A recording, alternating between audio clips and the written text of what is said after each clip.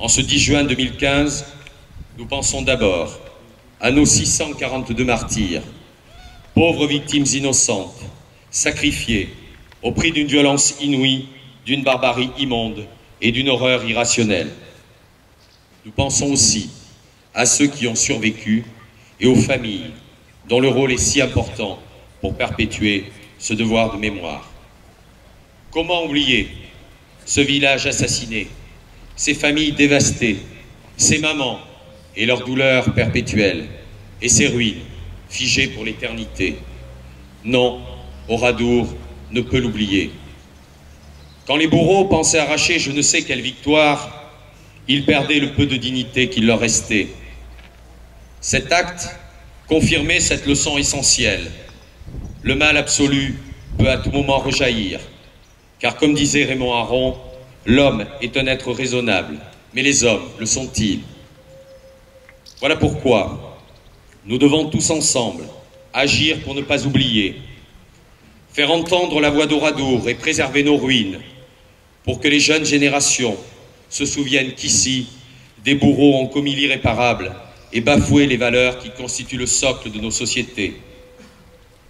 Travailler et parler d'une même voix, malgré nos convictions politiques, religieuses, culturelles, philosophiques, qui peuvent être différentes, mais parce que nous sommes toutes et tous attachés aux valeurs de la République et empreints d'un même idéal de liberté, de tolérance et de paix.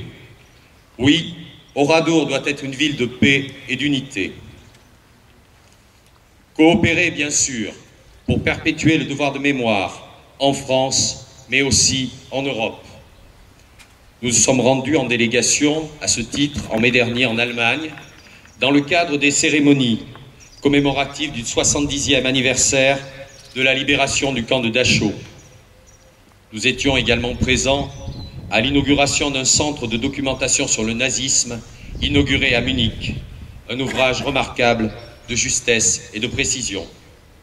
Cette coopération doit se poursuivre sur le plan mémoriel, mais aussi éducatif et culturel. Lutter bien sûr sans relâche contre la violence sous toutes ses formes, le racisme, la xénophobie, l'antisémitisme, être attentif et vigilant face aux écrits révisionnistes et falsificateurs, mais aussi aux imprécisions et approximations qui peuvent apparaître ici et là et qui font souvent ressurgir de vieilles blessures alors que nous aspirons tous à plus de solidarité et de fraternité. Monsieur le ministre, vous allez, dans quelques minutes, effectuer ce pèlerinage à nos côtés.